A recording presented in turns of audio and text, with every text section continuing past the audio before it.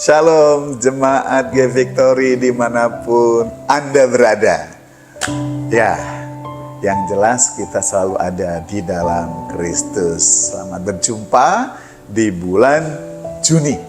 Kita akan banyak belajar tentang iman yang memindahkan gunung. Gunung mana yang akan dipindahkan? Dalam hal ini kita tidak berbicara tentang gunung secara fisik, ya, tetapi gunung yang sering menjadi penghalang kehendak Allah terjadi dalam hidup kita.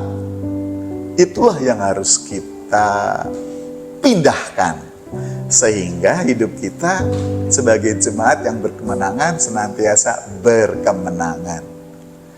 Ya, saya pernah mengikuti sebuah seminar dan membahas tentang gunung.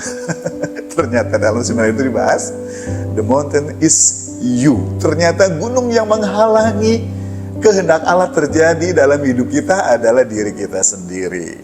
Jadi sebenarnya kalau kita tidak hidup di dalam kebenarannya, tidak mencapai-capai apa yang Allah kehendaki dalam hidup kita, itu bukan Allah nggak mampu mewujudkan firman-Nya, bukan Allah lalai kepada janjinya, bukan Allah nggak sayang kita, bukan Allah nggak cinta kita, tetapi ada yang menghalanginya. Kalau kita membaca di dalam Yesaya 55, menghalanginya adalah dosa. Dosa itu siapa yang buat? Ya kita. Jadi penghalang itu siapa yang buat?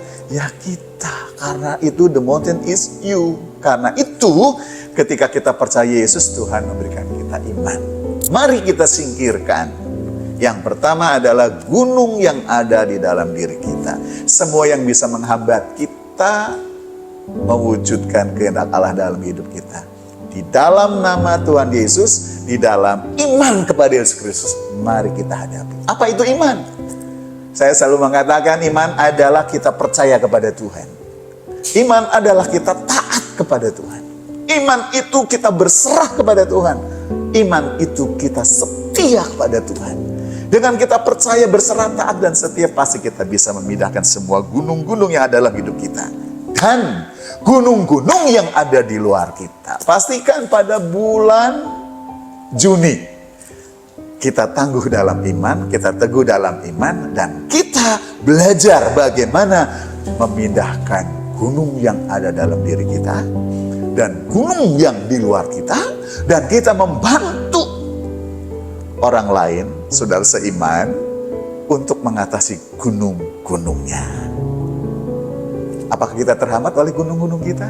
Ingat, ada iman yang memindahkan gunung. Dan iman itu hanya iman di dalam Yesus Kristus Tuhan. Karena itu, mari kita semakin percaya, semakin taat, semakin berserah, dan semakin setia.